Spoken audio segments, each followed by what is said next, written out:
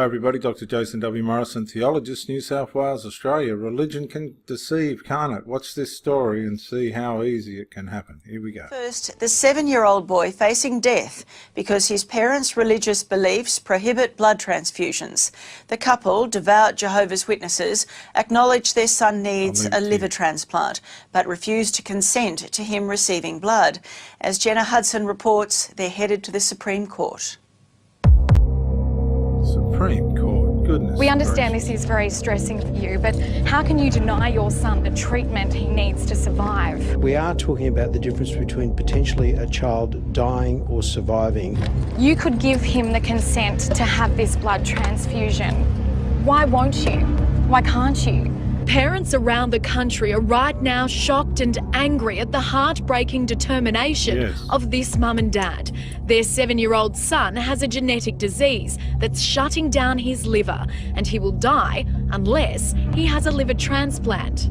Problem is, mum and dad are devout Jehovah's Witnesses, and they're refusing to give consent to one vital part of the surgery their son so desperately needs. Is that the risk that you're willing to take?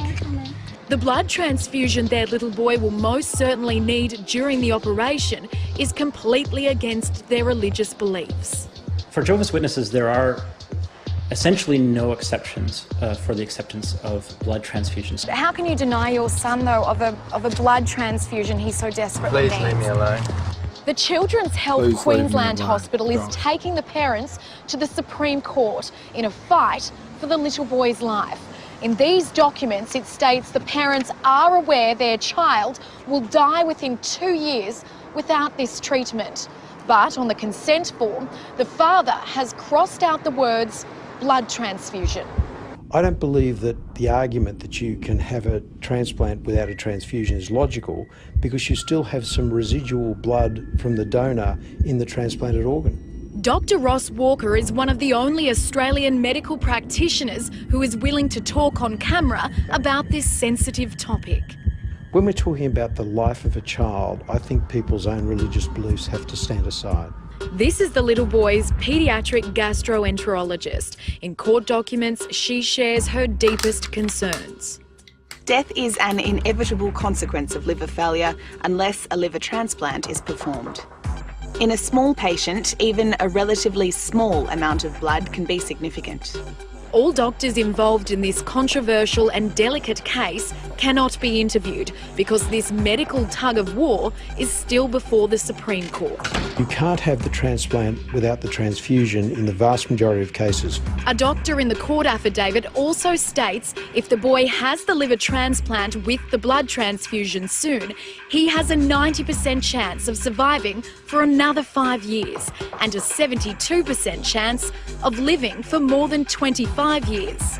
Doctors also say the sicker the little boy gets, the harder it is to carry out the liver transplant at all. These are very intricate operations, and there's quite a deal of blood loss that goes with the operation. Jehovah's Witnesses believe the Bible commands they must not ingest blood.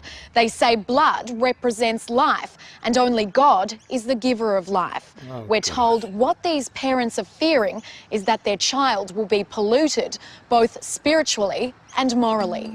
Really not accepting blood transfusions, perhaps even in a situation where it might be a case of life and death, is essentially considered a small price to pay for eternal life. University of Queensland Dr. Tom Eckner is a lecturer in history of religious thought. And so these decisions about whether a child will live and die, perhaps regarding accepting a blood transfusion or not accepting, must be viewed in terms of what God would want for that child. In the eyes of a Jehovah's Witness, how would they view this case? I think that Jehovah's Witnesses would see this as the government impinging upon very central and foundational beliefs that they have, that they've based their lives upon. Look, we just wanted to find out, how is your son feeling today? The boy's parents aren't willing to defend their decision, which could ultimately kill their son. He could die without a blood transfusion. Is that the risk that you're willing to take? It's my opinion that religion should have no role in the operating theatre. We're talking about life and death situations as opposed to someone's personal philosophy, especially when you're inflicting that personal philosophy on your child. Are you willing to sacrifice his life for your religion? Is that what it is? I said leave me alone. There are many controversial cases relating to Jehovah's Witness children and blood transfusions. In Sydney this year, a pregnant Jehovah's Witness and her baby tragically died after the woman refused a blood transfusion. Also in New South Wales in 2013, the Supreme Court overruled the wishes of a 17-year-old Jehovah's Witness suffering from a lethal form of blood cancer. In London last year, a High Court judge ruled that the son of two devout Jehovah's Witnesses can be given blood.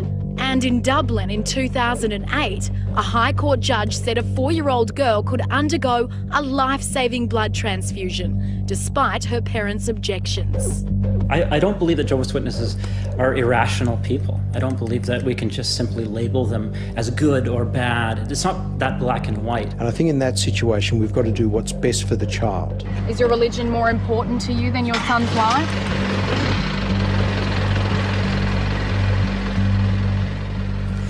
And a directions hearing on that case is expected to take place later this month. We will let you know the outcome. Let's continue on.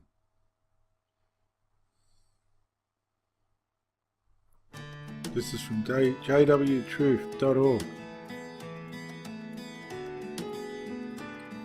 Do you believe that the Bible prohibits blood transfusion? Well, the Jehovah's Witnesses believe that the Bible does prohibit blood transfusions.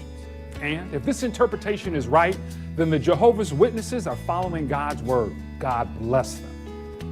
But if their interpretation is wrong, then the Watchtower may be blood guilty, blood responsible for the deaths of many of their followers.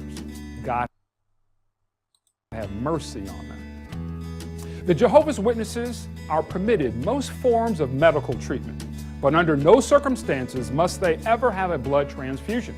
You see, abstaining from blood is considered to be an area that identifies them as the only true religion. In my previously recorded video called Cold-Blooded, I shared evidence with you that the Watchtower's policy on blood has changed over the years. Now, I'd like to share with you how this policy is lived out by its members and reinforced by its leaders. This footage is of a family whose child needed a blood transfusion. This footage is an excerpt from the DVD called Witnesses of Jehovah. I want you to take a look at it. The control tentacles of the governing body extend even into the life and death world of medical treatment. In the 17th chapter of Leviticus, in the 10th verse, it states that one should not eat blood of any sort.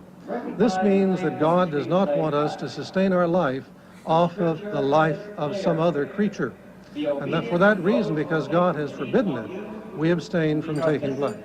The blood issue in the back of our minds was bothering us because as Jehovah's Witnesses, if we freely gave a blood transfusion to our daughter, we'd be excommunicated, we'd be disfellowshipped.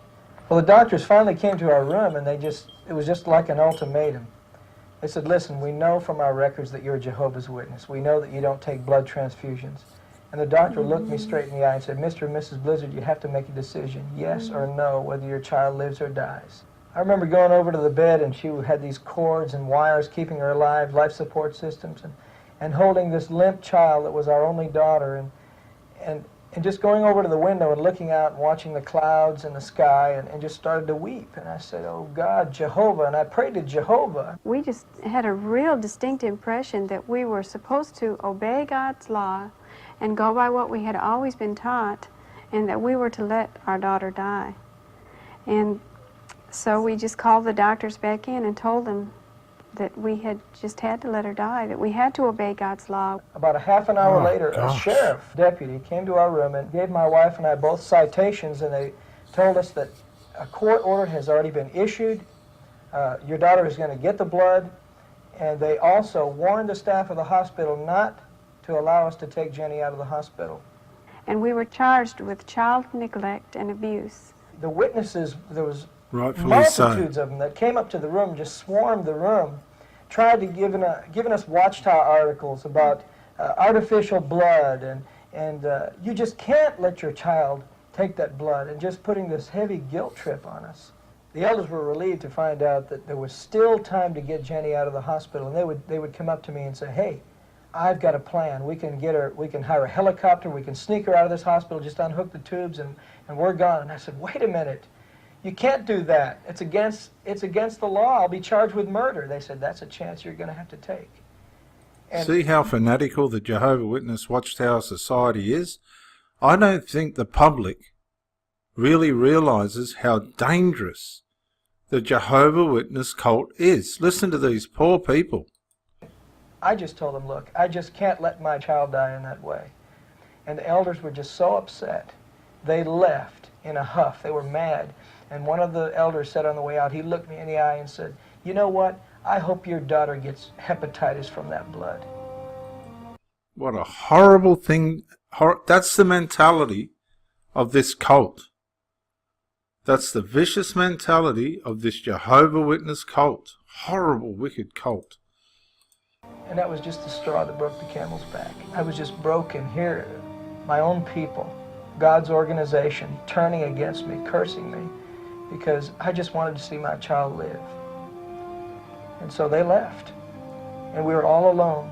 Even my own parents didn't come see us.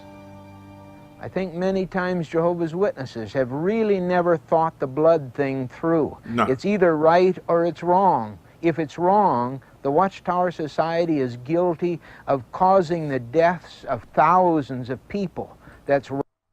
Now, I can stand here and tell you right now, this minute, not that anybody's going to listen to me, that it's wrong. The ingestion of blood is what the Bible was talking about, not the infusion of blood to save life. It's the eating of the blood, not the taking of the blood to save life. Oh, gosh. Don't worry, the Watchtower's guilty of this. Wrong. It's evil. You see, thousands of Jehovah's Witnesses over the years have refused blood transfusions, believing that they were following God's word and the Watchtower. If accurate, then they were obedient. But if inaccurate, then they and the Watchtower may be blood guilty for the death of thousands of people. So which is it? Blood obedient or blood guilty? You decide. I hope this video has been helpful to you and to yours. It's a life-saving video. Share it with a friend. God bless you. I'm Daniel.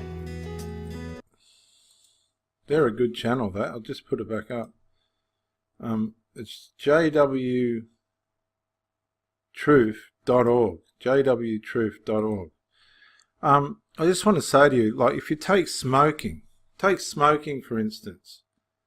They say you can't smoke. Okay, you can't smoke, but can you eat tobacco? I don't think they'd care if you ate tobacco, right? That's ingesting it. But they don't like you smoking it. You can eat it, but you can't smoke it. In the case of the blood, this whole blood issue, the Bible's specifically sharing about the fact that it didn't want anyone to eat blood. Eat it. It didn't mean transfuse it to save life. Now, there was no such thing as blood transfusions in Bible times. What on earth, I think it was in the 1940s that the Jehovah Witnesses come up with this idea. Over 50,000 people have died. I just hope some way somebody gets into Parliament in Australia and goes, they're wrong, and we're going to get them, we're going to get them, we're going to take them to court, and we're going to claim the deaths of these innocent people and find this organisation, this wicked cult organisation that's been run out of Russia for the deaths of thousands and thousands of innocent people.